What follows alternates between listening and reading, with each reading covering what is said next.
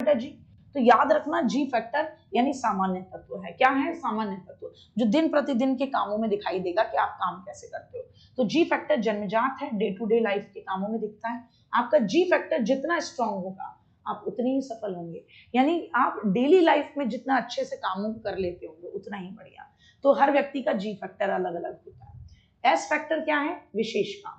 तो आप मेहनत करके, प्रैक्टिस करके जो योग्यता अर्जित करते हो वो स्पेशल फैक्टर है, एस फैक्टर है। हर व्यक्ति का एस फैक्टर अलग अलग है। सचिन तेंदुलकर, विराट कोहली दोनों क्रिकेट खेलते हैं, पर दोनों का विशिष्ट स्तर एस फैक्टर अलग अलग है, प्रैक्टिस के आधार पर, है ना। और एस फैक्टर की योग्यताएं समय के साथ बदलेंगी जितनी अच्छी ट्रेनिंग होगी। तो जी फैक्टर के डे टू डे लाइफ में आप बुद्धि का प्रयोग करके कामों को कितना आसान कर लेते हैं। फिर स्पीयरमैन की जब आलोचना हुई कि अरे नहीं, केवल 2 फैक्टर से थोड़ी ना, 2 योग्यताएं थोड़ी ना होंगी बुद्धि में, तो स्पीयरमैन साहब ने कहा ठीक है, तीसरा एक और फैक्टर होता है। इन्होंने तुरंत तीसरा फैक्टर बता दिया कि ग्रुप फैक्टर और होता है कि सामान्य योग्यता और विशिष्ट योग्यता के बीच में एक और फैक्टर होता है जिसका इन्होंने नाम दे दिया ग्रुप योग्यता। तो लोग सेटिस्फाई नहीं हुए इनसे कि बहुत अच्छा तुमने नहीं बताया। अब फिर आए थॉर्नडाइक भैया, उन्होंने कहा बुद्धि में कई योग्यताएं हैं। इन्होंने सिद्धांत को नाम दिया multi segment, multi element, multi factor, बहुकारक, बहु तत्व, है ना, रेत का, परमाणु का, अणु का सिद्धांत, मात्रा का सिद्धांत।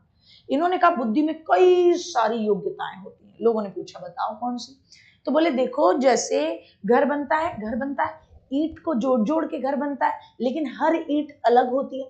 ऐसे ही हमारी बुद्धि में कई सारी योग्यताएं होती हैं, सब आपस में बहुत अलग अलग हैं, लेकिन उन सब के मिलने से हमारे काम बनते हैं। लोगों ने कहा बात तो सही है सर, बहुत बढ़िया बात है ना।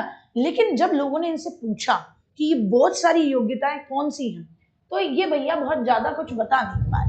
तो इनका सिद्धांत भी बढ़िया ज्यादा नहीं चल पाया, ठीक है ना। आ जाओ साहब। तो बिने ने एक तत्व, स्पीयरमैन ने 2 फैक्टर, जी फैक्टर और एस फैक्टर, फिर 3 फैक्टर दिए। ये वाली बात याद रखनी है, ठीक है ना। अच्छा, तो थॉर्नडाइक का हो गया। थॉर्नडाइक के बाद एक और भैया आते हैं, थर्स्टन भैया। थर्स्ट का मतलब होता है धक्का, मैं ऐसे याद करती हूँ। तो ग्रुप फैक्टर थ्योरी दी किसने? थर्स्टन ने दी, जिसको हम बोलते हैं समूह कारक सिद्धांत। थर्स्टन ने कहा देखो, बुद्धि के अंदर कई सारी योग्यताओं का समूह होता है। लोगों ने फिर यही पूछा बताइए कितनी सारी योग्यताओं का समूह होता है, जल्दी से बताइए।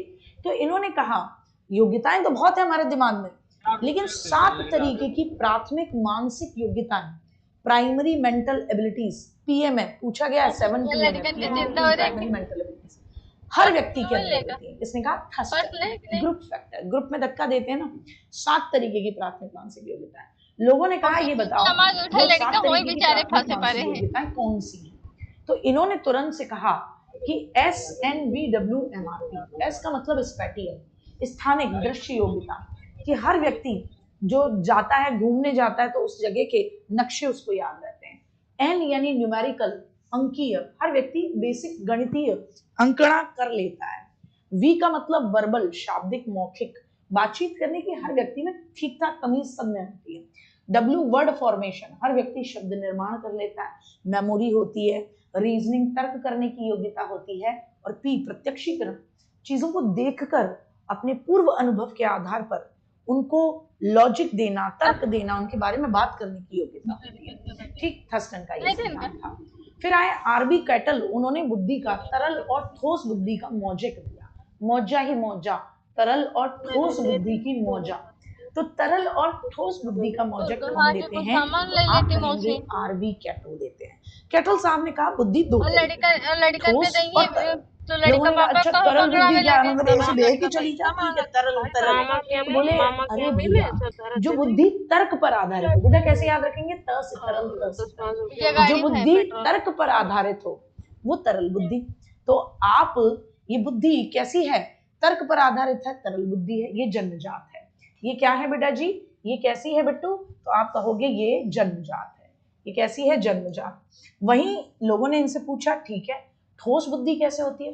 तो बिट्टू तुम्हारे दिमाग में से कोई चीज निकली, कभी तुमसे कोई पूछे कि तरल बुद्धि और ठोस बुद्धि किसने बताया, तो तुम तुरंत से बताओ कि केटली वाले भैया ने बताया कि तरल भी है, ठोस भी चाय है। तो ये ठोस कैसे होगा तुम्हारे दिमाग में? जब तुम खूब प्रैक्टिस करो, अभ्यास करो, खूब मेहनत करो। तो ये अर्जित है, ठोस बुद्धि अर्जित है, यानी मेहनत से सीखोगे, अर्जित करनी पड़ेगी अभ्यास और प्रशिक्षण से, अभ्यास व प्रशिक्षण से। तो तरल बुद्धि कैसे आएगी? आप कहोगे अभ्यास और प्रशिक्षण से आएगी। कैसे आएगी? अभ्यास और प्रशिक्षण से आएगी। याद रखना, तरल बुद्धि कैसे आती है? अभ्यास और अनुभव, आपके प्रशिक्षण से। और ठोस बुद्धि की बात कर रही हूं। और तरल बुद्धि कैसे आती है? तो तरल बुद्धि जन्मजात होती है। तरल बुद्धि कैसी होती है? जन्मजात। और ठोस बुद्धि खूब प्रैक्टिस करो, अभ्यास करो, अनुभव लो, प्रशिक्षण लो, उनसे आएगी। याद रखना, ये गलत दे रखा था, इधर की जगह इधर लिख दिया था, टाइपिंग में मिस्टेक हो ही जाती है। फिर आए थॉमसन भैया। थॉमसन, थॉमस अपने सन को, अपने जीवन के सारे सैंपल देगा, है ना। त से तरल, त से तर्क, आपका तरल तर्क, और ठोस अर्जित होती है, तरल जन्मजात होती है। बुद्धि ठोस कब होगी? जब हम खूब मेहनत करेंगे, ट्रेनिंग एक्सपीरियंस करेंगे, तब होगी। ठीक, अच्छा। थॉमसन भैया, तो थॉमस का सन अपने बाप का सैंपल ही तो है। तो थॉमसन ने प्रतिदर्श या नमूना सिद्धांत दिया, यानी जब भी हमें कोई प्रॉब्लम आती है तो हम अपनी पुरानी योग्यताओं में से थोड़ी थोड़ी योग्यता निकालकर एक नया सैंपल, नई योग्यता बना देते हैं। फिर आता है मोस्ट इंपॉर्टेंट, बुद्धि संरचना का मॉडल, जिसको हम 3D मॉडल कहते हैं, त्रिविमीय मॉडल कहते हैं। बुद्धि की संरचना कैसे होती है? बेटा नाम याद रखने हैं, क्या कहेंगे? 3D मॉडल, बुद्धि संरचना, त्रिविमीय मॉडल। टारगेट विद अंकित, इस चैनल का नाम हमेशा एक चीज में याद रखना कि हम अपने बच्चों को PDF जरूर मुहैया कराते हैं। ठीक है वरुण बुढ़ा, यहाँ तो पूछने का कोई लॉजिक नहीं है, ना मैं जवाब दे पाऊंगी, आप है ना उस पर हेल्पलाइन नंबर पे पूछ सकते हैं आराम से। ठीक है, तो बुद्धि की संरचना का मॉडल JP गिलफोर्ड लेकर आए, गिल्लू डार्लिंग। इन्होंने कहा बुद्धि की 3 विमाएं हैं। हमारी बुद्धि की 3 संरचना कैसे हैं? 3 तरीके की योग्यताएं हैं, 3 डायमेंशन में योग्यताएं। लोगों ने पूछा क्या? तो बोले जब भी हमारे सामने कोई प्रॉब्लम आती है तो हम उस प्रॉब्लम पर संक्रिया करते हैं, यानी सोचते हैं। क्या करते हैं? सोचते हैं। तो 6 तरीके से हम सोचते हैं, 6 स्टेप्स में हम सोचते हैं गुड्डा। क्या कहेंगे? 6 स्टेप्स में हम सोचते हैं। कैसे? कि पहले हम प्रॉब्लम का संज्ञान करते हैं, हम समझने की कोशिश करते हैं प्रॉब्लम क्या है। फिर हम, वो प्रॉब्लम नई होती है तो हम उसे अपनी मेमोरी में लिख लेते हैं, पुरानी होती है तो स्मृति में धारण कर लेते हैं कि हाँ पहले भी प्रॉब्लम आई थी। फिर हम उस प्रॉब्लम का सोल्यूशन निकालते हैं। तो सोल्यूशन अभिसारी चिंतन, कंजर्ड थिंकिंग, कन्वर्जेंट थिंकिंग, कि एक ही सोल्यूशन निकालना चाहते हैं हम। फिर हम उसके अभिसारी चिंतन करते हैं, कई सारे सोल्यूशन निकालते हैं, ये नहीं तो ये काम करेगा, ये नहीं तो ये। और अंत में हम उन सॉल्यूशंस का मूल्यांकन करते हैं कि क्या हमने जो सॉल्यूशन निकाले वो ठीक निकाले या नहीं निकाले। ठीक, तो याद रखना कि गिल्लू डार्लिंग ने बुद्धि संरचना या प्रज्ञा निर्माण सिद्धांत भी कहते हैं वो दिया। उसमें उन्होंने कहा कि जब भी कोई प्रॉब्लम आती है तो हम पहले प्रॉब्लम का संक्रिया करते हैं, सोचते हैं, फिर उस प्रॉब्लम को हम क्या करते हैं? उत्पाद, यानी उस प्रॉब्लम का, फिर विषय वस्तु, उस प्रॉब्लम का जो हम सोल्यूशन निकालेंगे उसका कंटेंट कैसा होगा, लिखित में होगा, है ना, या संकेतों में होगा, कैसा होगा, और फिर उस प्रॉब्लम का सोल्यूशन, उत्पाद हमने क्या निकाला। तो संक्रिया में 6 याद रखना सीक्वेंस। पहले हम प्रॉब्लम को संज्ञान में लेंगे, फिर स्मृति में लेखन, स्मृति धारण, फिर एक फिक्स्ड उत्तर, अभिसारी चिंतन, फिर बहुत सारे उत्तर निकालेंगे, अपसारी चिंतन, फिर मूल्यांकन करेंगे। फिर जब प्रॉब्लम हमारे सामने आती है, कंटेंट, तो वो प्रॉब्लम कैसी है? तो वो 5 में से किसी एक तरीके की प्रॉब्लम होगी। या तो वो प्रॉब्लम दृश्य होगी, या शाब्दिक होगी, या सांकेतिक सिंबल्स होगी जैसे रीजनिंग के क्वेश्चन, या बिहेवियरल प्रैक्टिकल व्यवहारिक होगी, या आकृतिक होगी, कोई फिगर बना होगा। रिजल्ट जब भी निकलेगा तो 6 में से 1 निकलेगा। क्या निकलेगा? वर्ग संबंध प्रणाली रूपांतरण निहितार्थ, इकाई वर्ग संबंध, इकाई खा गए, इकाई वर्ग संबंध प्रणाली, इकाई वर्ग संबंध प्रणाली रूपांतरण निहितार्थ। जो भी कभी भी प्रॉब्लम का सॉल्यूशन निकलेगा तो वो किसमें से निकलेगा? इकाई वर्ग संबंध प्रणाली रूपांतरण निहितार्थ, इस तरीके से निकलेगा। याद रखना इनका सीक्वेंस, संक्रिया, विषय वस्तु, उत्पाद। ठीक, अच्छा। संक्रिया, समस्या का समाधान करने के दौरान व्यक्ति जिस मानसिक प्रक्रिया से गुजरता है, संक्रिया। विषय वस्तु, समस्या कैसी है, और उत्पाद, समस्या का समाधान क्या निकला। तो शुरू में 120 ब्लॉक्स थे, 120 ब्लॉक थे, आपको याद रखना है, कोष्टक पूछे जाते हैं।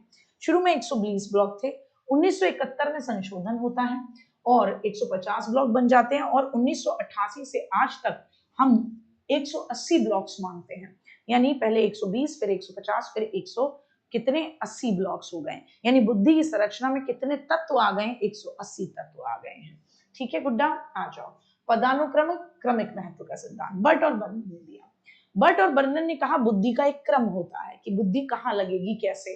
तो इन्होंने कहा सामान्य बुद्धि सबसे ऊपर आती है, हमारी सामान्य योग्यताएं सबसे ऊपर, विशेष योग्यताएं सबसे नीचे आती हैं। तो ये बुद्धि का क्रम का सिद्धांत बट और बर्नन ने दिया। काम खत्म बेटा जी। फिर ये हो गया। इसके अलावा बर्नन ने, बट और बर्नन ने दोनों मिलकर दिया था। बर्नन ने एक और सिद्धांत दिया, जिनोटाइप, फिनोटाइप और परीक्षणों के प्राप्तांक से प्राप्त बुद्धि। जिनोटाइप बुद्धि ऐसी बुद्धि जो पूरी तरीके से वंशानुक्रम पर निर्भर करती है, उसको इन्होंने जिनोटाइप बुद्धि नाम दिया। हैब भैया, मेरे फूफा जी, हैब भैया, क्लास में हमने बात की थी ना कि एक बच्चे ने पूछा था हैब कौन है, मैंने कहा मेरा फूफा।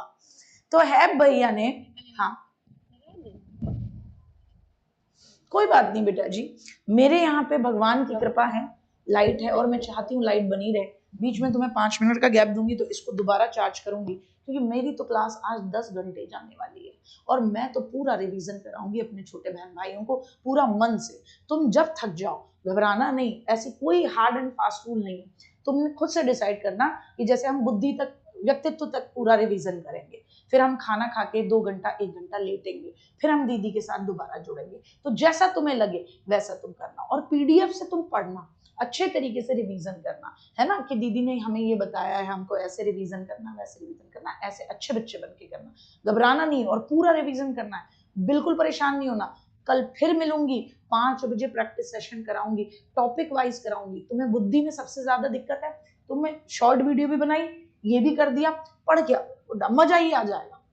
बुद्धि बुद्धि है, बुद्धि गुद्धि सब एकदम, व्यक्तित्व है, शिक्षण अधिगम। आज तुम क्या बात कर रहे हो, तुम गार्गी मैम की औलादे हो, क्या बात कर दी तुमने, औलादे और गार्गी मैम की, और हार मान जाए कोई मतलब नहीं है। हमने सीखा ही नहीं गुड्डा, हमने सीखा ही नहीं, आज ही करेंगे। अगर आज कर लोगे तो बहुत ही अच्छी बात है। हाँ कम से कम 10 घंटे चलेगी बाबू, आ जाओ। तो जिनोटाइप क्या है, तुमने देखा मेरे उत्साह में कोई कमी नहीं नजर आ रही होगी, मुझे मजा आ रहा है, मुझे बड़ा मजा आता है, आ जाओ। तो जिनोटाइप को है भैया बोले ए टाइप बुद्धि, यानी जिसमें केवल अनुवांशिकता का प्रभाव पड़े। फिर फिनोटाइप बुद्धि बर्नन ने दी कि जिसको अनुवांशिकता और वातावरण की अंतःक्रिया का परिणाम। हैब ने इसे कह दिया बी बुद्धि। कितना बढ़िया है ना, क्या करना पड़ रहा है, कुछ नहीं, दूसरे की बुद्धि को ए बुद्धि, बी बुद्धि, क बुद्धि, ख बुद्धि नाम दे देना पड़ रहा है। फिर तीसरी बुद्धि जो बर्नन ने बताई थी, वो बताई थी परीक्षण प्राप्तांक के रूप में बुद्धि, कि मैं आपका बुद्धि का कोई टेस्ट लूं और रिजल्ट जो निकले, है ना, उसके आधार पर उसको बोलेंगे परीक्षण प्राप्तांक बुद्धि। तो हैब ने इसे सी बुद्धि कह दिया, जो टेस्ट से हम मापते हैं उसको। कैरोल ने 3 स्तर, 3 स्ट्रेटम, देखो 3 कारक किसने दिया, 3 फैक्टर थ्योरी स्पीयरमैन ने, ठीक है। गिलफर्ड ने 3D, त्रिविमीय थ्योरी दी, किसने, गिलफर्ड ने। और 3 स्तर, 3 स्ट्रेटम थ्योरी किसकी है, तो 3 स्ट्रेटम थ्योरी कैरोल की। उसने कहा सामान्य बुद्धि होती है, विस्तृत बुद्धि होती है, तुच्छ बुद्धि होती है, ठीक है ना। और अभी अभी मैंने तुम्हें ये पूरा याद भी करा दिया, है ना, अभी अभी यही याद कराया। अब आते हैं बुद्धि के प्रक्रिया उन्मुख मॉडल, जो ये कहते हैं बुद्धि काम कैसे करती है। यही है उस पूरे बुद्धि में, बुद्धि की परिभाषा से प्रश्न बनता है, मॉडल कौन सा किसने दिया उससे प्रश्न बनता है, और बुद्धि के परीक्षण से प्रश्न बनता है, इतना बनता है, ठीक। तो हमारी बुद्धि काम कैसे करती है, तो स्टर्नबर्ग के सिद्धांत को त्रिचापीय या त्रितंत्रीय सिद्धांत कहते हैं। त्रितंत्रीय, त्रिचापी यानी ट्रायआर्किक थ्योरी। तो स्टर्नबर्ग ने किताब लिखी, किताब का नाम था बियॉन्ड आईक्यू। इनके सिद्धांत को हम सूचना प्रसंस्करण का सिद्धांत भी कहते हैं, ठीक।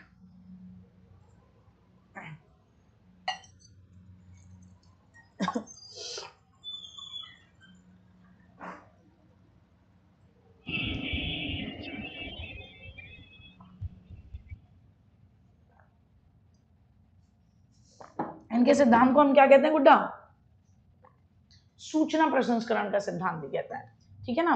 हाँ अच्छा, नमाज पढ़ने जाना, कोई दिक्कत नहीं, बीच में चले जाना गुड्डा, ऐसी कोई बात नहीं, आ जाओ। तो बुद्धि के 3 प्रकार बताए इन्होंने, और देखो उसको ट्रिक से याद करना है, क्योंकि क्वेश्चन पूछता ही पूछता है गुड्डा। तो हम क्या कहेंगे, घटकीय बुद्धि, जिसे विश्लेषणात्मक बुद्धि भी कहते हैं।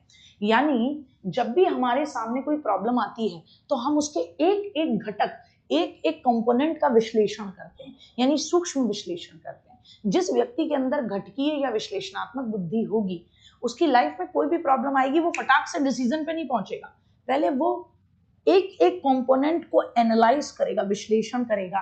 तो ऐसे व्यक्ति में आलोचनात्मक बुद्धि बहुत अच्छी मानी जाती है ना। घटकीय बुद्धि को क्या कह देते हैं, विश्लेषणात्मक बुद्धि।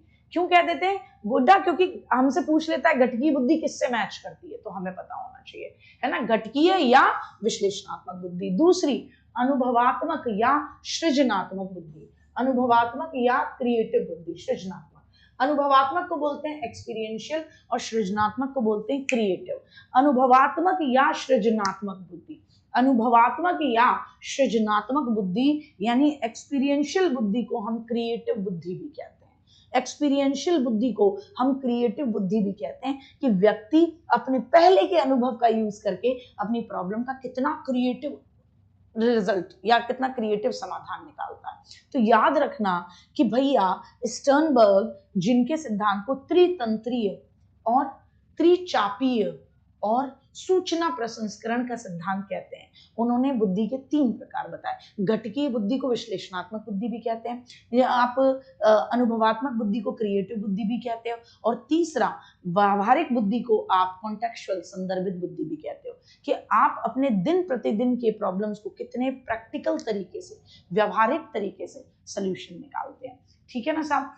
स्टर्नबर्ग ने बुद्धि के 3 घटक भी बताए। अगर बहुत हायर लेवल पे पूछने पे आए, स्टर्नबर्ग ने बुद्धि के 3 घटक बताए, मेटा घटक, निष्पादन घटक और ज्ञान संग्रहण घटक। तो ज्ञान संग्रहण का मतलब जो आप नई सूचनाओं को सीखते हो, ज्ञान संग्रहण। निष्पादन घटक कि आप जो भी सीखा उसको कितने अच्छे तरीके से परफॉर्म करते हो, आपका रिजल्ट क्या आया, बेस्ट आया, एवरेज आया, बहुत बुरा आया। मेटा घटक कि आप हायर लेवल पर चिंतन कितना अच्छा करते हो, प्रॉब्लम्स का सोल्यूशन कैसे निकालते हो। ठीक है, तो 3 बताए, मेटा घटक, निष्पादन घटक और ज्ञान संग्रहण। मेटा कॉग्निशन का मतलब क्या है, हायर लेवल पर आप प्रॉब्लम का सोल्यूशन कैसे निकालते हो। निष्पादन का मतलब क्या है कि आप परफॉर्म कैसे कर रहे हो, जो आपने सीखा, आपकी बुद्धि वो कैसा परफॉर्म किया, एवरेज, बिलो एवरेज, एकदम मस्त। ज्ञान संग्रहण, नॉलेज को स्टोर करना। 3 बताए। अब आते हैं Harvard gardener, handsome hunk. Harvard gardener साहब ने किताब लिखी, किताब का नाम फ्रेम्स ऑफ माइंड। क्या नाम है, frames of mind, the theory of multiple intelligence. इन्होंने शुरुआत में 7 तरीके की बुद्धि बताई और कहा एक व्यक्ति के अंदर एक से ज्यादा बुद्धि भी आ सकती है, एक व्यक्ति के अंदर एक से ज्यादा बुद्धि भी हो सकती है। तो क्या कहेंगे, क्या कहेंगे, क्या कहेंगे, तो हम कहेंगे वर्षा के इस मैसेज को मैं थोड़ा सा वो कर देती हूँ, हाईलाइट कर देती हूँ, क्या कर देती हूँ, मैं इसको पिन कर देती हूँ।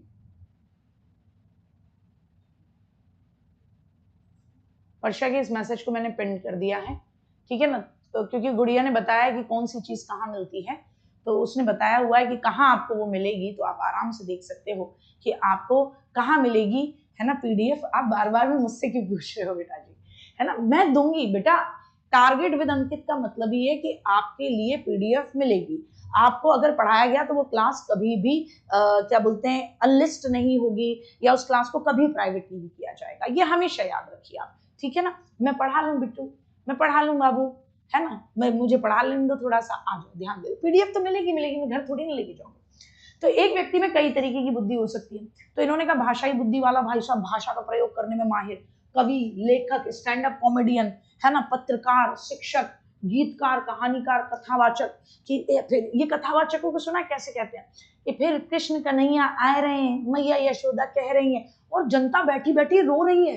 भाषाई बुद्धि बेटा, भाषाई बुद्धि कि अरे फिर गदगद है गए, कृष्ण कन्हैया की लीला देख के मैया यशोदा गदगद है गई हैं, भूल गई हैं कि पीटनो हुए छोरा।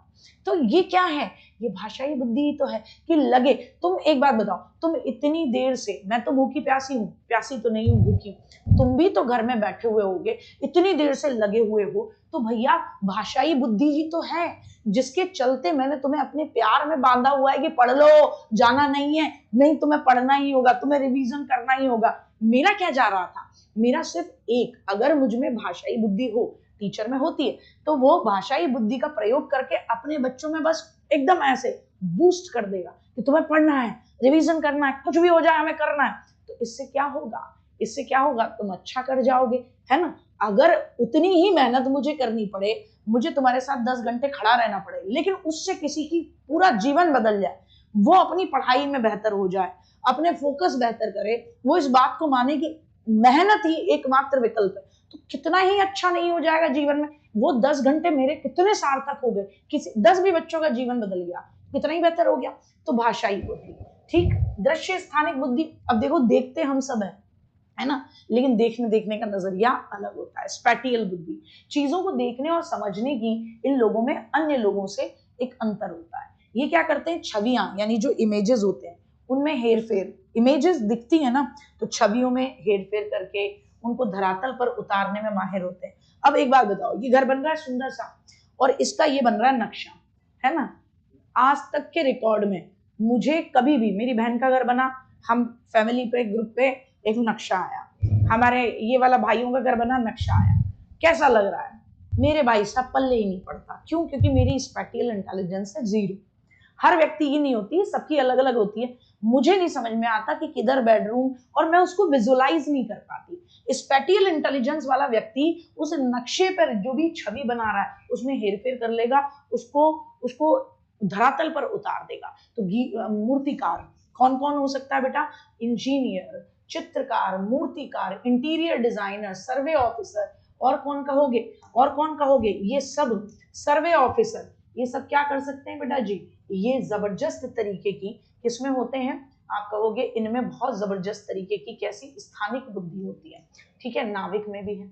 अच्छा, फिर आता है आपका थोड़ा बहुत सर्जन में भी होती है, थोड़ी बहुत होती है, बहुत ज्यादा नहीं है ना। सर्जन में शारीरिक गतिक बुद्धि ज्यादा अच्छी होती है, सर्जन में शारीरिक गतिक बुद्धि बहुत अच्छी होती है। स्थानिक भी होती है, सर्जन को पता है जब वो सर्जरी कर रहा है, मेरी बात को ध्यान से सुनना, सर्जन को ये पता है जब वो सर्जरी कर रहा है कि मेरा पाइप किधर निकलेगा, बाईपास सर्जरी कर रहा है, मुझे किधर कट लगाना है ना, तो वो एकदम विजुअलाइज कर लेता है कि हमें ऐसे करना होगा, ऐसे करना होगा। हम जैसा आदमी, हम जैसे के सामने पूरा दिल खोल के रख दे कोई आदमी, तो हम फिर भी कह रहे होंगे ये वाला तार कहाँ से जा रहा है, अरे ये खून कहाँ से ज्यादा निकल रहा है, खून रोको भाई साहब, क्या करोगे, कैसे, है ना। क्यों? क्योंकि हमारे अंदर स्थानिक बुद्धि नहीं है, ठीक है ना, मेरी बात समझ लो। और सर्जन में शारीरिक गतिक बुद्धि सबसे ज्यादा होती है।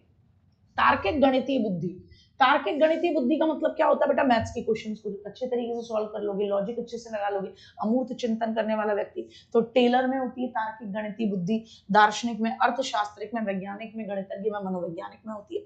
संगीतात्मक बुद्धि, लय सुर ताल पे अच्छी समझ है ना। गतिक बुद्धि, शारीरिक गतिक बुद्धि, आपके अपने शरीर पर बहुत जबरदस्त की क्या है, पकड़ है, अपने शरीर पर आपकी क्या है बेटा जी, आप कहोगे बहुत जोरदार पकड़ है, तो हम उसे कहेंगे शारीरिक गतिक बुद्धि। किसमें होती है शारीरिक गतिक बुद्धि? एथलीट में, खिलाड़ी, अभिनेता, अभिनेत्री, डांसर, नर्तक, सर्जन, नाविक, पायलट। सर्जन में स्थानिक बुद्धि भी है बेटा, और सर्जन में सबसे ज्यादा कौन सी बुद्धि है, शारीरिक गतिक। उसका एक गट गलत लगा, हम सब मरे, मरे कि नहीं मरे, जबरदस्त तरीके से। फिर आती है इंटरपर्सनल और इंटरापर्सनल, बोलेंगे जल्दी से, बैठे बैठे बोर हो गए होगे। इंटरपर्सनल और इंटरापर्सनल।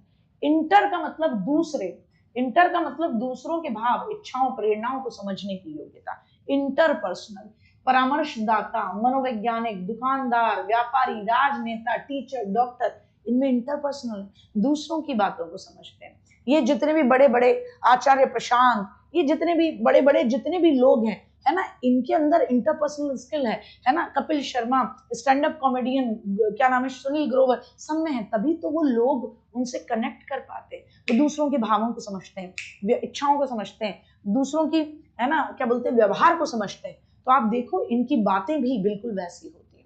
फिर हम बात करते हैं इंटरा। इंटरा, मेरे साथ बोलो, इंटरा यानी अंदर आ, इंटरा यानी अंदर आ। जब हम अपने अंदर झांके, अपनी खुद के भावों को, अपने खुद के विचारों को, अपनी खुद की प्रेरणाओं को, खुद की इच्छाओं को समझ सकें, तो वो इंट्रापर्सनल इंटेलिजेंस है। अच्छा बताओ, ये ज्यादा अच्छी है या ये ज्यादा अच्छी है? मतलब अच्छी तो सब है, एक व्यक्ति के अंदर कई सारी हो सकती है, लेकिन तुम्हारे अंदर इन दोनों में से कौन सी होनी चाहिए स्टूडेंट जीवन में?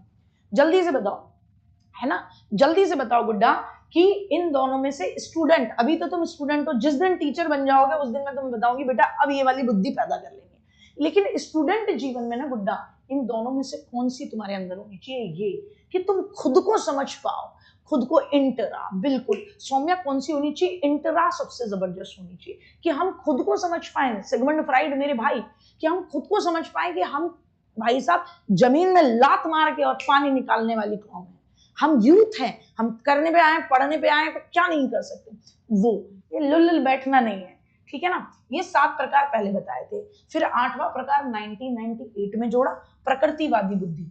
ये व्यक्ति है ना प्रकृति जीव जंतुओं की गहरी समझ रखेगा, तो ये व्यक्ति किसान, शिकारी, पर्यटक, भूगोलवेता, है ना, बॉटनिस्ट, ये व्यक्ति में प्रकृतिवादी बुद्धि होती है। और 2000 में अस्तित्ववादी बुद्धि जोड़ी, कि व्यक्ति ये सोचेगा फिलोसोफर कि मेरा अस्तित्व क्या है क्या नहीं है। याद रखना एनसीईआरटी में 8 प्रकार की बुद्धि को बताया गया। आर्थर जेनसन ने 2 तरीके की बुद्धि बताई, लेवल 1, लेवल 2। लेवल 1 साहचर्यात्मक बुद्धि, की मतलब आप जो पढ़ रहे हो उसको आप क्या कर रहे हो, अपने प्रैक्टिकल लाइफ के साथ जोड़ रहे हो। लेवल 2 संज्ञानात्मक बुद्धि, हायर लेवल, है ना, विचार करके समस्याओं का समाधान करना। तो मैंने अभी 2-3 दिन पहले क्वेश्चन आपको बताया था कि आर्थर जेन्स की जो समस्याओं का समाधान करने वाली तार्किक बुद्धि कौन सी है, सबने जवाब दिया था दीदी लेवल 2, क्योंकि लेवल 2 पे पहुंच गए, संज्ञानात्मक बुद्धि हो गई, यानी अब हमारी क्षमता बढ़ी है। और पहले साहचर्यात्मक, कि किसी घटना के बीच संबंध जोड़ने वाली बुद्धि। आश्चर्यजनक बुद्धि का सिद्धांत बेंजामिन एस ब्लूम ने कहा, उन्होंने कहा मुझे बड़ा आश्चर्य होता है कि लोग अलग अलग काम इतने बेहतर ढंग से कैसे करते हैं। इन्होंने कहा कि मुझे तो लगता है बुद्धि जैसी कोई चीज होती ही नहीं। इन्होंने आश्चर्यजनक बुद्धि का सिद्धांत दिया। फिर आता है बुद्धि का पास मॉडल। स्टर्नबर्ग के बाद बुद्धि कैसे काम करती है ना, इसका एक मॉडल आता है बुद्धि का पास मॉडल, PASS। किसने दिया? बुद्धि का पास, जेपी दास, नाग, लीरी और कीरवी। बोलो मेरे संग, जेपी दास, नाग, लीरी, कीरवी। बस हड्डी टेढ़ी जुड़ गई है और बाकी सब बढ़िया है। और टेढ़ी जुड़ने का कारण भी औलादो तुम ही हो, तुम्हारे चक्कर में, पढ़ाने के चक्कर में खड़े हो भागती थी मैं, और बाकी कोई दिक्कत नहीं है। बाकी मैं एकदम बढ़िया हूँ, मेरे पैर में अब कोई दिक्कत नहीं, मैं दिखाया ही हूँ, ठीक है ना, कोई दिक्कत नहीं, भविष्य में देखेंगे। बाकी अभी तो कोई दिक्कत नहीं है, टेढ़ी जुड़ जाने तो मेरा कौन सा ब्याह होना है यार, कि कोई मुझसे यूं कहेगा कुड़िया चल के दिखाना, और मैं चल के दिखाने में मेरी हड्डी टेढ़ियां लगेगी है ना, कोई ब्याह होना है मेरा, मेरा बालक हो गया, बात ही खत्म करो अब, है ना। तो जुड़ गई, टेढ़ी जुड़ गई, कोई दिक्कत नहीं आता, आनंद लेंगे, आ जाओ। तो जेपी दास, मेरे साथ बोलो, बुद्धि का पास मॉडल, जेपी दास, नागलीरी कीरवी, नागलीरी कीरवी, जेपी दास। इनका PASS पास मॉडल में, पी का मतलब है क्या, प्लानिंग करना, कि बुद्धि अगर हमने होती है तो कोई भी बात आती है तो हम पहले क्या करते हैं, प्लानिंग करते हैं। बेटा अब रेस्ट करने का कोई फायदा नहीं, कि वो टेढ़ी जुड़ गई है बिल्कुल, अब वो ठीक नहीं होगी, अब तो वो मुझसे कह रहा है इसको तोड़वा कर, मतलब समझ लो वो दोबारा उसको ब्रेक करेगा, फिर प्लास्टर लगा के उसको हैंड टू हैंड वो कर देगा। और शर्त वही है कि घूमना नहीं है। अब हमारा काम कैसे चलेगा, हमारा काम कैसे चलेगा अगर हम घूमे नहीं? इस पे बैठे बैठे मैं तो दुखी हो जाती हूँ। तो थोड़ी सी, वैसे भी हेयर लाइन फ्रैक्चर था यार, वो थोड़ा इधर उधर हो गया, क्या दिक्कत है, हो गया, कोई दिक्कत नहीं, मस्त रहो, आनंदित रहो। प्लानिंग, पी का मतलब क्या है, प्लानिंग, ए का मतलब क्या है, ध्यान। अच्छा, अगर हमें बुद्धि होती है ना बुड्ढा, तो हम प्रॉपरली प्लानिंग कर लेते हैं, भाई साहब हमें ये वाला काम करना है, हमें वो वाला काम करना है, करते हैं कि नहीं करते हैं। अटेंशन, बुद्धि होती है तो हम ध्यान केंद्रित कर पाते हैं। एस का मतलब सिमिल्टेनियस, समकालीन प्रक्रिया, हम बुद्धि का प्रयोग करके उसी समय समकालीन कोई प्रॉब्लम होती है तो उसका सोल्यूशन कर लेते हैं। या एस सक्सेसिव, भविष्य में किसी प्रॉब्लम का सोल्यूशन करना होता है तो वो भी कर पाते हैं, ठीक है ना, वो भी कर पाते हैं। तो सिमिल्टेनियस या सक्सेसिव ये मामला अपना रहता है, ठीक। अच्छा, तो एक लास्ट रिवीजन बुद्धि के सिद्धांतों का देख लो, लास्ट 5 क्लासरूम में जो पढ़ाया उसकी जो रिवीजन स्लाइड है वो भी लगवाई है मैंने। तो भाई साहब कोई ये नहीं कह सकता कि मैंने अपने बच्चों को जो पेड बैच में पढ़ाया उससे कमतर पढ़ाऊंगी, मैं आज उससे कमतर नहीं पढ़ाऊंगी। तो बुद्धि का कारक सिद्धांत, जो ये कहते हैं बुद्धि में कई तरीके की योग्यताएं होती है, यूनिफैक्टर, 2 फैक्टर थ्योरी, यूनिफैक्टर थ्योरी बिने ने, 2 तत्व का सिद्धांत स्पीयरमैन ने, 3 फैक्टर थ्योरी भी स्पीयरमैन ने, बालू का सिद्धांत जिसे बालू, परमाणु, अणु, रेत का सिद्धांत थॉर्नडाइक ने, समूह कारक सिद्धांत थर्स्टन ने, सैंपल थ्योरी, नमूना या प्रतिदर्श सिद्धांत, है ना, मोस्ट इंपॉर्टेंट है, इसको याद कर जाना, पेज नंबर 168 पे मैं देखने को मिलेगी। इसको याद कर जाना। सैंपल नमूना प्रतिदर्श का सिद्धांत थॉमसन ने, तरल और ठोस बुद्धि का सिद्धांत आरबी कैटल ने, बुद्धि का कोई क्रम होता है बर्ट और बर्नन ने, जिनोटाइप फिनोटाइप परीक्षण प्राप्तांक वाली बुद्धि बर्नन ने, टाइप ए बी और सी बुद्धि हैब ने बर्नन की बुद्धि में ही चपेट दिया। 3 बुद्धि का लेवल, बुद्धि के 3 स्तरीय लेवल कैरोल ने, जिसे 3 स्ट्रेटम कहते हैं। बुद्धि कैसे काम करती है? सूचना प्रसंस्करण का सिद्धांत, सूचना प्रसंस्करण का सिद्धांत स्टर्नबर्ग ने, जिनकी बुद्धि को त्रितंत्रीय त्रिचापीय और ट्रायर्की थ्योरी कहते हैं। और पास मॉडल जेपी दास, नागलिरी और किरवी ने दिया। ठीक है साहब, आगे बढ़ो। ठीक है, कोई दिक्कत यहां तक में? बहुत बढ़िया। अब हम बात करेंगे बुद्धि के परीक्षण की। अब हमारा जो टॉपिक शुरू हो रहा है वो क्या शुरू हो रहा है बेटा जी? वो हमारा टॉपिक शुरू हो रहा है बुद्धि का परीक्षण। कौन सा? बुद्धि का परीक्षण। अच्छा, बुद्धि का पहला बुद्धि का परीक्षण विश्व में किसने किया? अल्फ्रेड बिने ने 1905 में किया। और कहां किया था? तो आप सब जानते हैं, फ्रांस में किया था। ये बुद्धि का पहला परीक्षण भी था, ये शाब्दिक था और व्यक्तिगत था। तो 1905 में, आप क्या कहोगे? 1905 में, है ना, फ्रांस में बुद्धि का पहला परीक्षण होता है। करने वाला कौन? अल्फ्रेड बिने और थियोडोर साइमन। 1908 में ही अल्फ्रेड बिने ने ये कहा, जैसे हमारी शरीर की उम्र होती है वैसे हमारे दिमाग की उम्र भी होती है, मानसिक उम्र का कंसेप्ट भी दिया। अब मानसिक उम्र का मतलब आपकी बौद्धिक योग्यता, आपकी मानसिक योग्यता कितनी है। अच्छा, और वास्तविक उम्र का मतलब कि आप जन्म से लेकर आज तक आप कितने साल के हो गए। स्टर्न ने 1912 में आईक्यू का, बुद्धि लब्धि का अधूरा सूत्र दिया था, MA/CA। इस सूत्र को टर्मन ने, जो कि स्टैनफोर्ड यूनिवर्सिटी में उस समय पे प्रोफेसर थे, पढ़ाते थे, टर्मन ने 1916 में इस सूत्र में संशोधन किया, इसको MA/CA × 100 किया। MA का मतलब मानसिक आयु, जिसका कंसेप्ट 1908 में सबसे पहले किसने दिया था गुड्डा? तो आप कहोगे 1908 में सबसे पहले किसने दिया था? तो अल्फ्रेड बिने ने दिया था। ठीक है, अच्छा साहब, अब हम बात करें अगर बेटा जी, अब हम बात करें तो 1916 में ही टर्मन ने बुद्धि की एक टेबल दी थी। ठीक, बुद्धि का जो पहला परीक्षण था 1905 में, जो फ्राइड ने बनाया था, अल्फ्रेड बिने ने बनाया था, उस बुद्धि के पहले परीक्षण में पहली बार संशोधन 1908 में होता है, दूसरी बार संशोधन 1912 में और तीसरी बार 1916 में हुआ। तीसरी बार जो संशोधन हुआ वो टर्मन ने किया, जिसने आईक्यू का सही फॉर्मूला दिया है, वही स्टैनफोर्ड यूनिवर्सिटी वाला टर्मन, वही टर्मन जिसने आईक्यू की पूरी टेबल दी है गुड्डा, जिसने क्या दी है? आईक्यू की पूरी टेबल, बिल्कुल। कॉग्निटिव सीडीपी बुद्धि शब्द 1885 में फ्रांसिस गाल्टन ने दिया था। यस माय लव, माय बच्चा। तो ये जो 1916 में टर्मन ने संशोधन किया, ये संशोधन करके इसकी उम्र बढ़ा दी 2 से लेकर 22 साल और 90 प्रश्न कर दिए गए।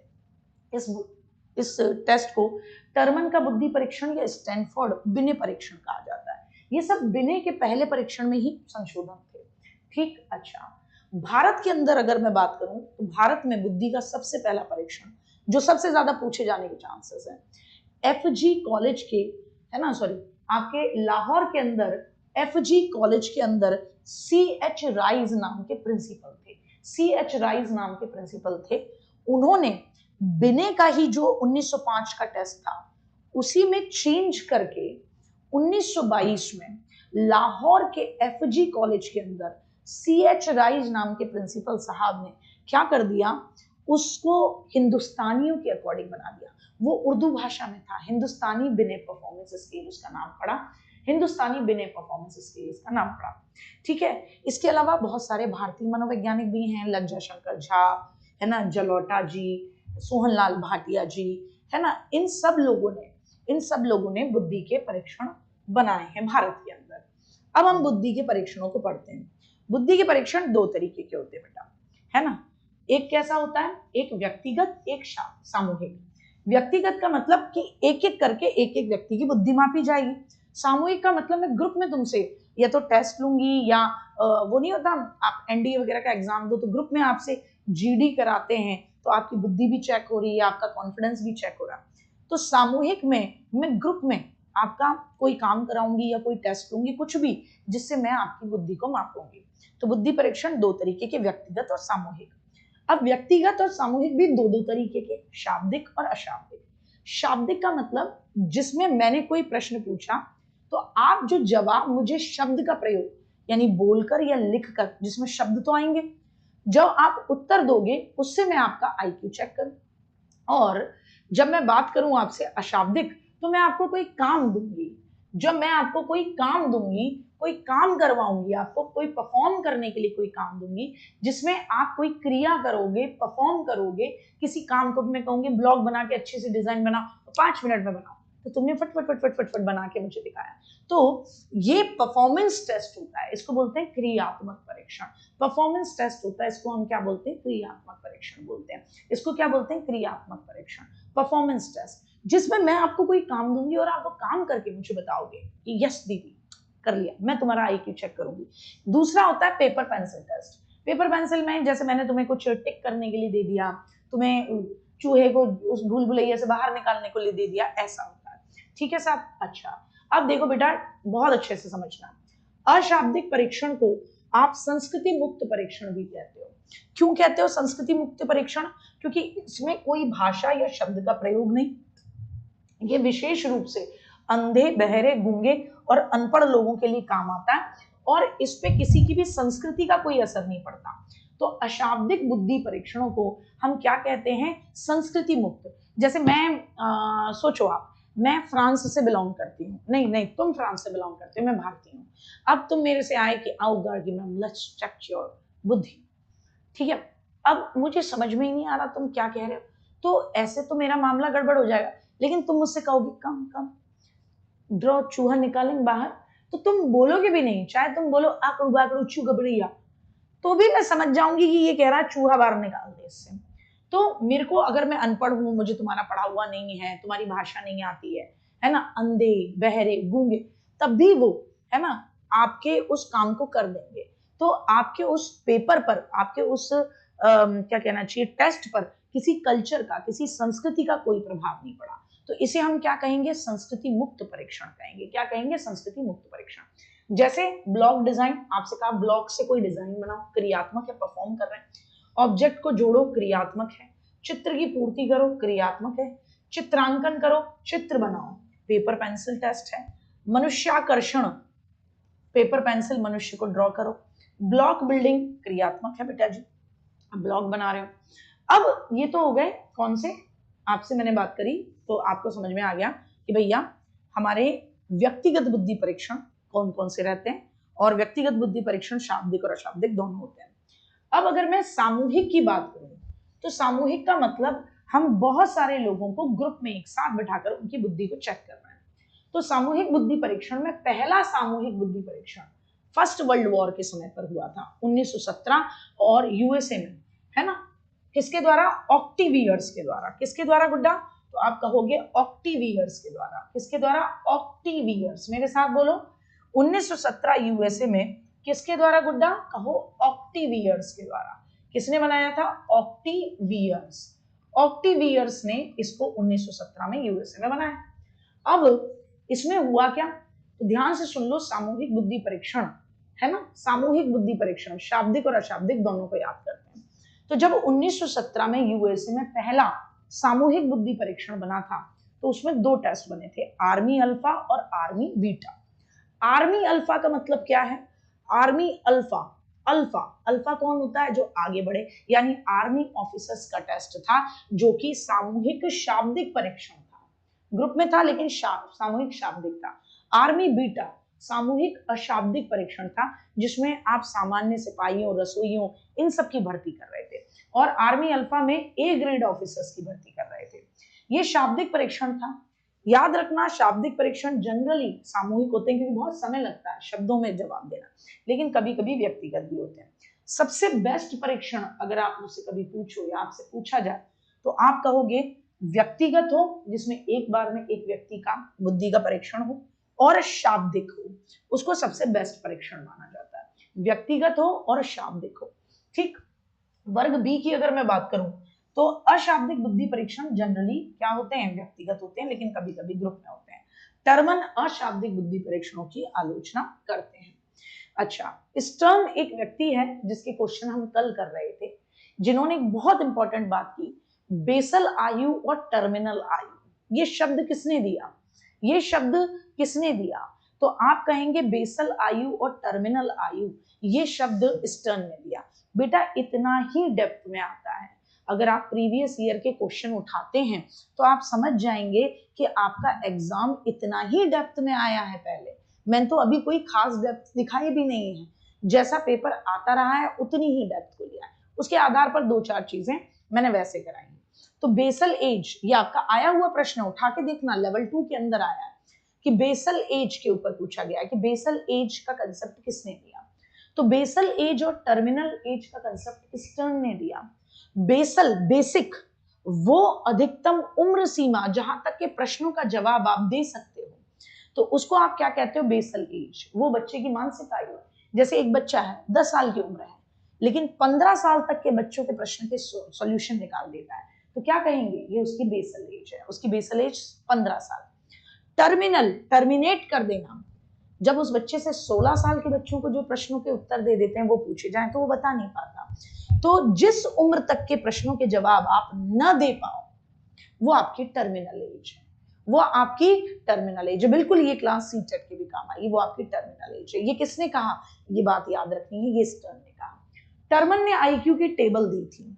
टर्मन के अकॉर्डिंग 140 या उससे अधिक का आईक्यू प्रतिभाशाली लोग होते हैं, 120 से लेकर 139 तक वेरी सुपीरियर प्रखर बुद्धि, 110 से 119 तीव्र बुद्धि या श्रेष्ठ बुद्धि, और 90 से 109 को सामान्य बुद्धि कहा जाता है। तो याद रखना, तुमसे पूछा जाए 90 से 109 सामान्य बुद्धि, 110 से 119 श्रेष्ठ बुद्धि बोलना, 120 से लेकर 139 प्रखर बुद्धि बोलना श्रेष्ठ, फिर प्रखर, 140 से ऊपर वो प्रतिभाशाली है टर्मन के अकॉर्डिंग।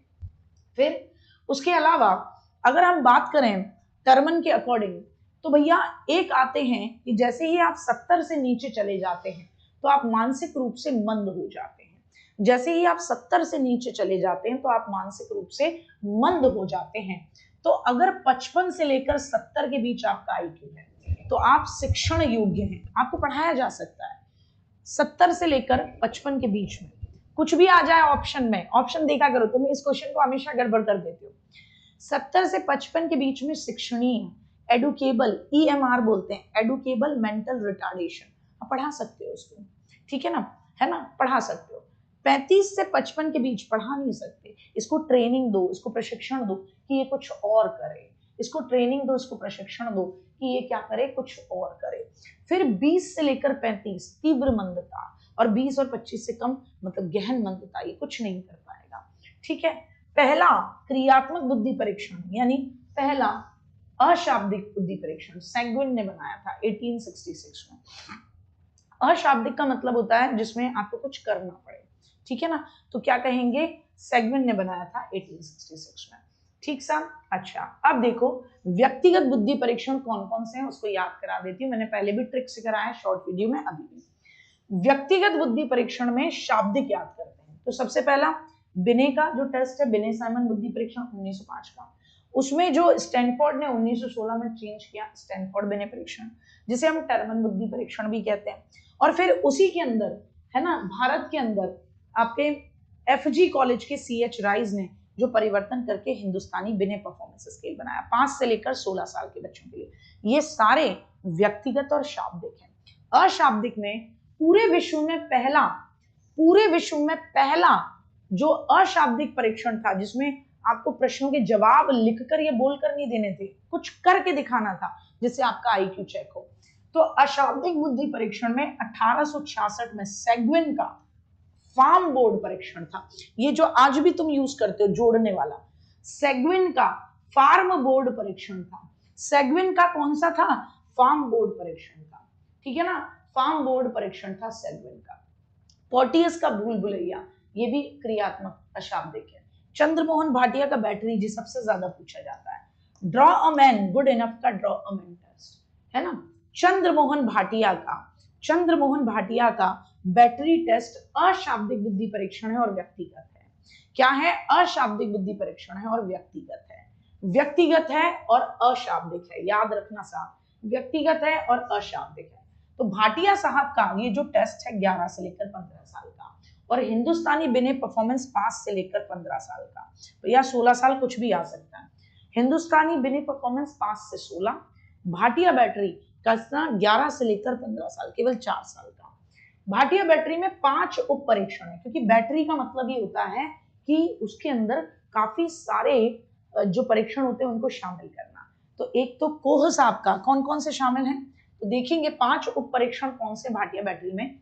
एक तो कोह साहब का ब्लॉक डिजाइन, यानी बहुत पहले कोह ने, है ना, ब्लॉक्स को जोड़ जोड़ कर हम कुछ क्रिएटिव बनाएंगे तो हमारी बुद्धि पता पड़ेगी, ऐसा एक टेस्ट बनाया था, तो उसको भाटिया साहब ने, चंद्रमोहन भाटिया जी ने प्रयोग किया। एलेक्जेंडर का पास अलोंग, कि सेम पैटर्न वाले कांच के टुकड़े सेम उसने बॉक्स में डालने।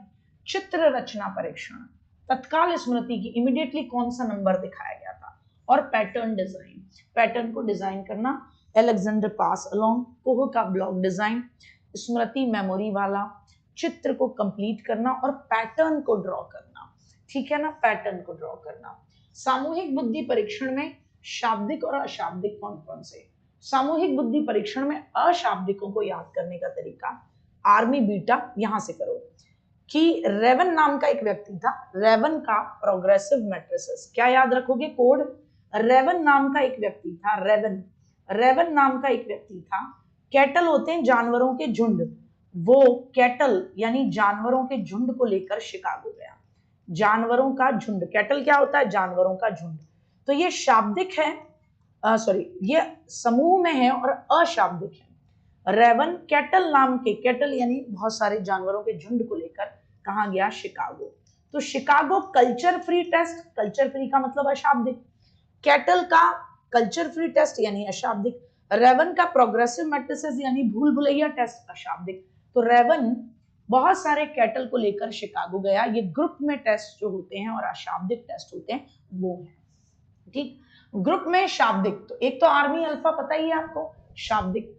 अब आर्मी अल्फा के अलावा सामान्य सेना वर्गीकरण टेस्ट। अब आप बताओ, आर्मी जनरल क्लासिफिकेशन टेस्ट। अब आर्मी का जनरल कोई बात कहेगा तो वो ग्रुप में पूरी आर्मी को कहेगा और सारे लोग वहां होंगे, इसको बोलते हैं एजीसीटी, सारे लोग वहां होंगे, शब्दों का प्रयोग भी करेगा। तो आपका आर्मी जनरल है ना, सामान्य वर्गीकरण, सेना सामान्य वर्गीकरण टेस्ट। क्यों, क्योंकि आर्मी के अंदर सामान्य वर्गीकरण करना होगा तो सबको जनरल बेसिस पे भी बांटना होगा, तो आपको बोलना पड़ेगा, पूरी ग्रुप में बैठाना पड़ेगा। टर्मन का मानसिक योग्यता परीक्षण, सोहनलाल का बुद्धि परीक्षण। भारत के अंदर मोस्टली मम्मियां, यानी हमने क्या कहना है, हमें तो सामूहिक बुद्धि परीक्षण याद करना है। तो भारत के अंदर अधिकतर बच्चों के नाम समूह में, आवाज लगाओ, सोहनलाल, लाल, लाल शब्द निकल आएगा।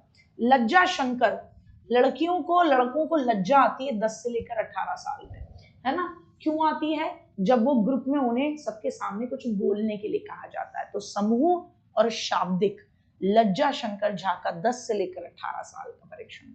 और जलोटा का साधारण मानसिक योग्यता परीक्षण।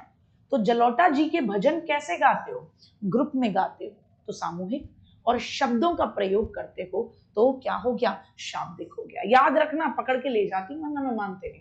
ठीक है, अब मैं पहले तुमसे कुछ क्वेश्चन पूछूंगी ताकि तुम देखो कितना दिमाग लगा रहे हो। क्वेश्चन नंबर 1, मैं जो पूछूं उतना बताना, है ना। जलोटा के परीक्षण को और क्या कहा जाता है, जलोटा के परीक्षण को और क्या कहा जाता है, का नाम क्या है। सोहनलाल जलोटा के, वो तो सोहनलाल भाटिया, जलोटा के परीक्षण का नाम क्या है, ठीक है ना। अच्छा, क्वेश्चन नंबर 2, भाटिया बैटरी परीक्षण किस तरीके का परीक्षण है, बताओ। भाटिया बैटरी परीक्षण किस तरीके का परीक्षण है, भाटिया बैटरी परीक्षण किस प्रकार का परीक्षण है, भाटिया बैटरी परीक्षण किस प्रकार का परीक्षण है, भाटिया बैटरी परीक्षण किस प्रकार का परीक्षण है, बताएंगे जल्दी से। भाटिया बैटरी परीक्षण किस प्रकार का परीक्षण है, बताओ जल्दी से बताना। भाटिया बैटरी परीक्षण किस तरीके का परीक्षण माना जाता है, पहला और दूसरा दोनों जवाब देना। जलोटा के परीक्षण को क्या कहते हैं, वर्बल और ग्रुप में था, इसको क्या कहते हो, याद रखो, ये मत भूला करो, ये पूछ लेता है। साधारण मानसिक योग्यता परीक्षण, जलोटा के परीक्षण को क्या कहते हो, साधारण मानसिक योग्यता। साधारण मानसिक योग्यता के लोग ही बैठकर क्या करते हैं, भजन करते हैं और फिर ईश्वर को प्राप्ति कर लेते हैं। ज्यादा चतुर लोगों को ईश्वर की प्राप्ति नहीं होती। साधारण मानसिक योग्यता परीक्षण इसको कहते हो आप, है ना। और ये क्या है, समूह में होता है और शाब्दिक है बेटा, समूह में और शाब्दिक। जैसे सामान्य वर्गीकरण सुहन लाल का, लज्जा शंकर झा का। भाटिया बैटरी परीक्षण किसमें आता है बेटा जी? भाटिया बैटरी परीक्षण, दूसरे का जवाब दीजिए। भाटिया बैटरी परीक्षण किसमें आएगा? अशाब्दिक। भाटिया साहब का अशाब्दिक। अच्छा, ये अशाब्दिक है, क्या ये समूह में होता है या व्यक्तिगत है? तो याद रखना ये कैसा है, तो आप कहोगे ये अशाब्दिक है, यानी नॉन वर्बल है, और ये कैसा है? व्यक्तिगत है। कैसा है? व्यक्तिगत। क्योंकि समूह में होने वाले अशाब्दिक का ये मैंने आपको कोड याद कराया कि नॉन वर्बल है, और ये कैसा है? व्यक्तिगत है। कैसा है? व्यक्तिगत। क्योंकि समूह में होने वाले अशाब्दिक का ये मैंने आपको कोड याद कराया कि रेवन नाम का आदमी कैटल यानी जानवरों के झुंड को लेकर शिकार हो गया। तो ये गड़बड़ी मत करना। याद रखना, जलौटा के टेस्ट को आप उस